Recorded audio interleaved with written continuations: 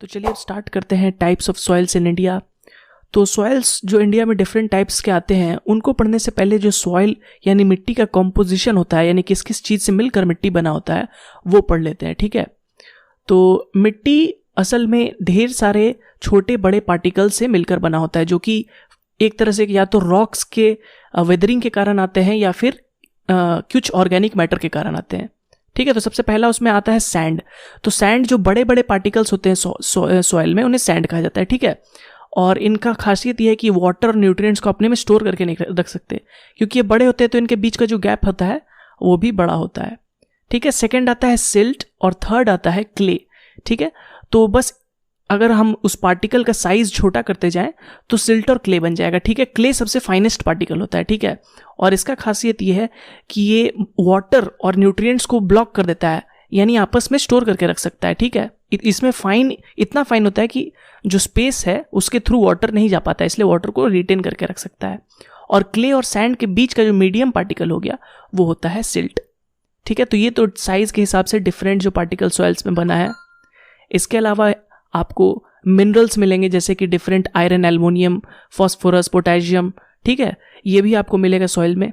इसके अलावा ह्यूमस क्या होता है? जो ऑर्गेनिक मैटर होता है सॉइल में वो होता है ह्यूमस। जैसे कि डेड प्लांट या फिर डेड लीव्स जो गिरते हैं वो सड़ जाते हैं तो फिर ह्यूमस बनते हैं। डेड एनिमल्स, छोटे छोटे जो भी एनिमल्स डेड, फिर वो सड़ के आखिरकार ऑर्गेनिक मैटर का जो सब्सटेंट क्रिएट करते हैं वो होता है ह्यूमस, और ये काफ़ी फर्टाइल होता है। ठीक है, सॉइल की फर्टिलिटी को ह्यूमस बढ़ाता है। ठीक है, उसके बाद गैसेस भी जो स्पेसेस होते हैं सॉइल के बीच में, उनमें गैसेस भरा होता है, जैसे ऑक्सीजन और नाइट्रोजन, और ये बहुत ही इंपॉर्टेंट एलिमेंट है सॉइल का, क्योंकि रूट्स इसी से सांस लेते हैं। ठीक है, और फाइनली वाटर तो सॉइल में होता ही है, इसके बिना सॉइल तो इम्पॉसिबल है सॉइल का एग्जिस्ट करना। ठीक है, तो ये कुछ एलिमेंट्स थे जो सॉइल में होते हैं, आप इन्हें याद रख सकते हैं, बहुत ही इंपॉर्टेंट है। इन्हीं के मिक्सचर में कुछ कॉम्पोजिशन चेंज होता है तो सॉइल का प्रॉपर्टीज चेंज होता है। तो चलिए अब जो different types of soils in India है अब उन्हें स्टार्ट करते हैं। तो अगर हम बात करें कि कितने टाइप ऑफ सॉइल इंडिया में पाए जाते हैं, तो 8 टाइप के सॉइल मेजर एक तरह से कह सकते हैं उनमें क्लासिफाई किया जा सकता है। ठीक है, जिसमें सबसे पहला आता है एलुवियल सॉइल।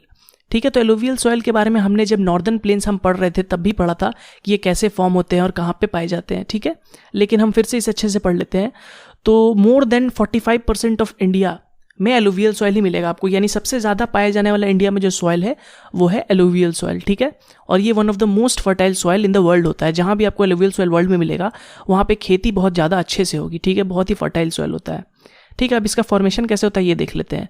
तो ये कैसे फॉर्म होता है? जब नदी अपने साथ साथ जो डिपॉजिट लेते आ रही है, ठीक है, माउंटेन्स को इरोड करके, और उन्हें डिपॉजिट करती है प्लेन्स में, तो वो होता है एलुवियल सॉइल। ठीक है, बहुत ही फाइन पार्टिकल्स क्ले के रूप में जब वो डिपॉजिट करती है तो आपको एलुवियल सॉइल देखने को मिलता है। ठीक है, तो एलुवियल सॉइल इंडिया में आपको कहाँ देखने को मिलेगा? तो आपको स्पेशली इंडो गैंजेटिक प्लेन्स में मिलेगा, यानी इंडस और गैंजेटिक्स के जो प्लेन बनता है, इसके अलावा ब्रह्मपुत्रा प्लेन्स में आपको देखने को ये मिलेगा। ठीक है, जो कि हमने पढ़ा था नॉर्दर्न प्लेन्स में।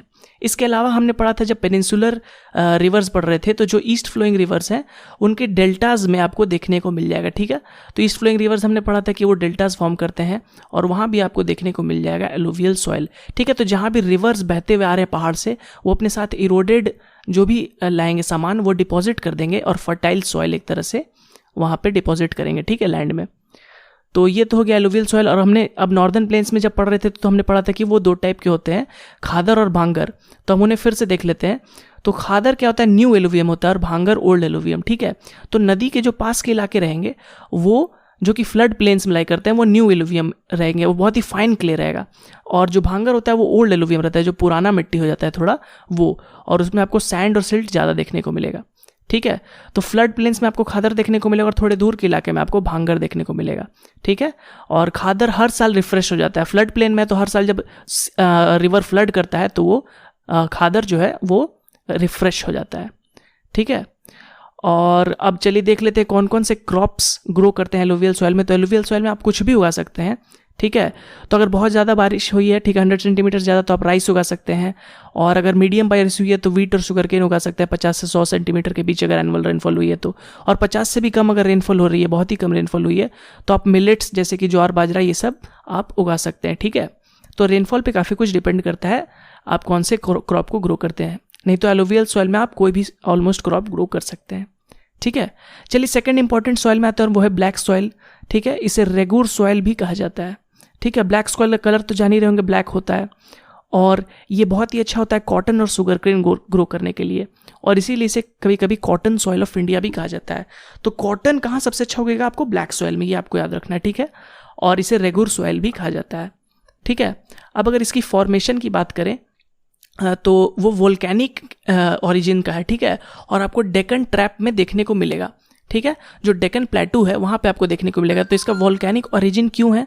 क्योंकि जो डेक्कन प्लेटू है वो ही वोल्केनिक ओरिजिन का था। ठीक है, वोल्केनो के कंडेंसेशन के कारण बना था डेक्कन प्लेटू, और फिर जब उसका रॉक्स जब इरोड होता है तो फॉर्म होता है ब्लैक सॉइल। ठीक है, इरोजन ऑफ डेक्कन प्लेटू के कारण बनता है ब्लैक सॉइल, इसीलिए आपको जो ब्लैक सॉइल है वो डेक्कन प्लेटू के एरिया में ही देखने को मिलेगा। तो अगर मैप पे हम दिखाने की कोशिश करें आपको कहाँ मिलेगा ब्लैक सॉइल, तो आप देख सकते हैं कि महाराष्ट्र, मध्य प्रदेश और थोड़ा कर्नाटका के रीजन, आंध्र प्रदेश का हल्का रीजन में आपको हल्का ब्लैक सॉइल देखने को मिलेगा। ठीक है, लेकिन मेनली ये महाराष्ट्र में आपको देखने को मिलता है। ठीक है, इसलिए महाराष्ट्र में आपको कॉटन और शुगर केन की खेती बहुत ज़्यादा होती है। ठीक है, तो चलिए क्रॉप्स में हमने अभी बात किया कॉटन, शुगर केन तो आप उगा ही सकते हैं, इसके अलावा वीट, ज्वार, मिलेट्स कुछ भी उगा सकते हैं। ठीक है, चलिए अब नेक्स्ट आते हैं थर्ड टाइप ऑफ सॉइल में, और वो है रेड सॉइल। ठीक है, तो रेड सॉइल की सबसे पहली बात तो ये रेड इन कलर होता है, नाम से ही पता चल रहा है। ठीक है, और ऐसा क्यों होता है? क्योंकि इसमें हाई आयरन कंटेंट होता है, आयरन ऑक्साइड के फॉर्म में ये प्रेजेंट रहता है। ठीक है, और आयरन की कंटेंट के कारण ये रेड सॉइल होता है। लेकिन कहीं कहीं इलाकों में ये ब्राउन भी हो सकता है, रेडिश ब्राउन, डिपेंड करता है वहाँ के जो डिफरेंट सामान है उसमें मटेरियल मौजूद है उसके हिसाब से। ठीक है, अब ये फॉर्म कैसे होता है? तो ये फॉर्म होता है erosion of crystalline, igneous and metamorphic rock. ठीक है, तो जहाँ पे आपको क्रिस्टलाइन फॉर्म में इग्नियस और मेटामॉर्फिक रॉक मिलेंगे, और वो टाइम के साथ सालों में, हज़ारों सालों में जब इरोड होता है तो जो सॉइल फॉर्म होता है वो होता है रेड सॉइल। ठीक है, तो इंडिया में आपको कहाँ रेड सॉइल देखने को मिलेगा? तो इंडिया में आपको ये जो मैं अभी ड्रॉ कर रहा हूँ, ठीक है, उड़ीसा, तेलंगाना, इसके अलावा तमिलनाडु का एरिया। ठीक है, यानी एक तरह से कह सकते हैं eastern part of India, eastern part of जो डेक्कन इंडिया है उसमें आपको मिलेगा। ठीक है, तो जहाँ पे आपको क्रिस्टलाइन मेटामॉर्फिक इग्नियस रॉक मिलेंगे वहीं पे आपको रेड सॉइल देखने को मिलेगा। तो ये वो इलाका है जहाँ पे आपको रेड सॉइल देखने को मिलेगा। ठीक है, अब ये तो हो गया रेड सॉइल का कलर और फॉर्मेशन के बारे में। अब हम बात करते हैं कि इसमें जो ये कॉम्पोजिशन है वो क्या है। तो इसमें आपको क्ले और सैंड का मिक्सचर मिलेगा। ठीक है, और इसमें आप एग्रीकल्चर कर सकते हैं अगर आप इसमें थोड़ा ह्यूमस और पानी अच्छे से डालें। ठीक है, इरिगेशन और ह्यूमस डालते हैं, ऑर्गेनिक मैटर इसमें कम होता है, तो आप डालेंगे तो ये बहुत ही अच्छी, ये भी खेती के लिए किया जा सकता है। ठीक है, तो अब इसमें कौन कौन से आप क्रॉप उगा सकते हैं? राइस उगा सकते हैं, शुगर केन उगा सकते हैं, कॉटन उगा सकते हैं।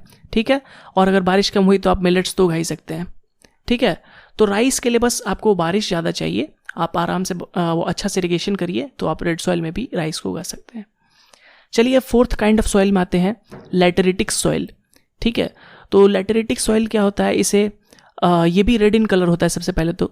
ठीक है, लेकिन इसका कॉम्पोजिशन थोड़ा अलग होता है रेड सॉइल से, और इसका फॉर्मेशन का मेथड भी अलग है, इसलिए ये डिफरेंट होता है। ठीक है, तो ये कैसे इसका कॉम्पोजिशन अलग है? तो इसमें नाइट्रोजन और लाइम की आपको कमी मिलेगी।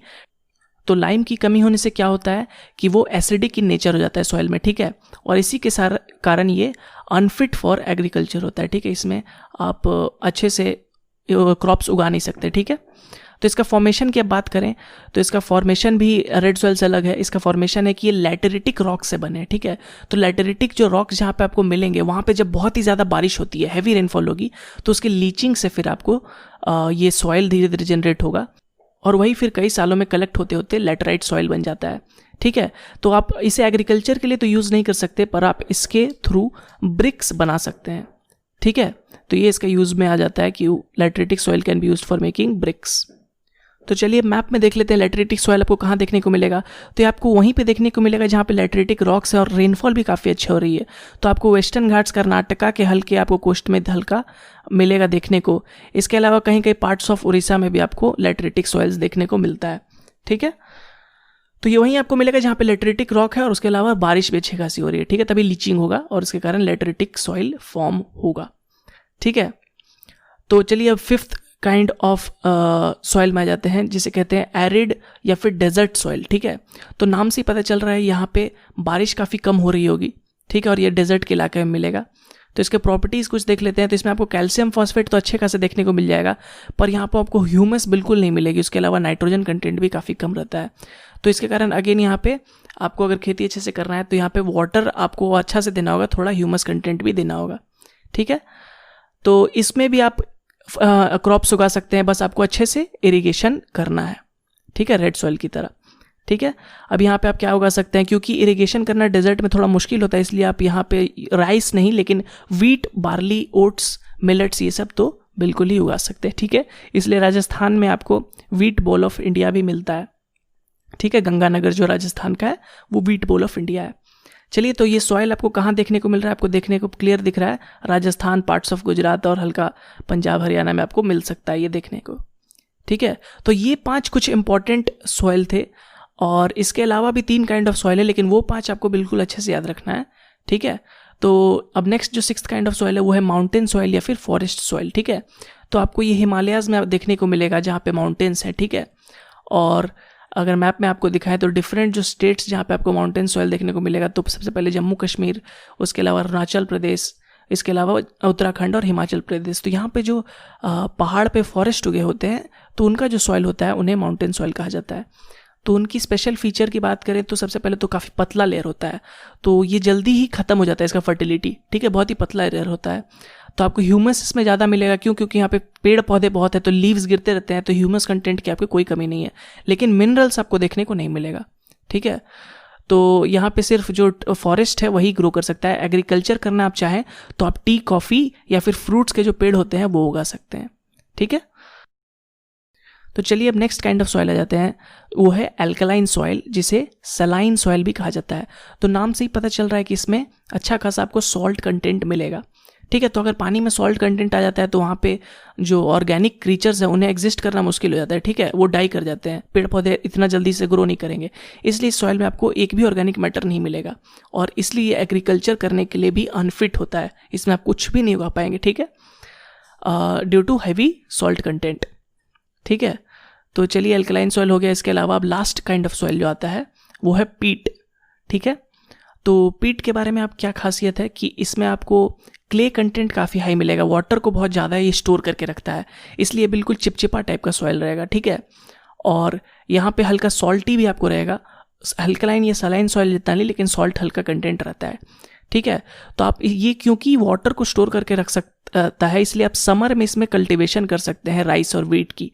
ठीक है, लेकिन रेनी सीजन में ये कल्टीवेशन करने के लिए बिल्कुल अनफिट रहता है। ठीक है, तो ये थे हमारे जो 8 काइंड ऑफ सॉइल्स, हमने डिफरेंट सॉइल्स को पढ़ लिया, जिनमें जो पहले 5 सॉइल है वो काफ़ी इंपॉर्टेंट है, जैसे कि एलुवियल हो गया, ब्लैक सॉइल हो गया, रेड सॉइल हो गया, लैटेरिटिक सॉइल हो गया और डेजर्ट सॉइल हो गया। ये आप अच्छे से याद रखिए कहाँ पाए जाते हैं, इनमें कौन कौन से क्रॉप्स ग्रो कर सकते हैं और उनकी खासियत क्या है, कैसे फॉर्मेशन उनका हुआ है। ठीक है, तो चलिए इसी के साथ चैप्टर को यहीं ख़त्म करते हैं। उम्मीद करते हैं आपको ये वीडियो पसंद आया होगा। अगर पसंद आया है तो इस वीडियो को लाइक करें, और अभी तक अगर चैनल को सब्सक्राइब नहीं किया तो प्लीज़ हमारे चैनल को सब्सक्राइब कर लें, इससे हमें काफ़ी सपोर्ट मिलता है। And thank you again for watching this video.